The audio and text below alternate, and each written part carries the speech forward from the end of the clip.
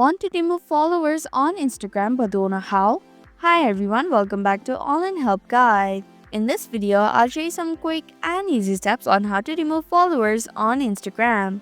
So without any further ado, let's get started. Begin by opening the Instagram app on your device. Tap on your profile from the bottom right corner of the screen. Next, tap on the followers and search for the follower that you want to remove. Once you find the follower, click on the cross icon next to the name.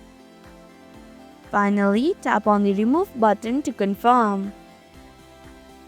And that's how you can remove followers on Instagram. Thank you for watching Online Help Guide.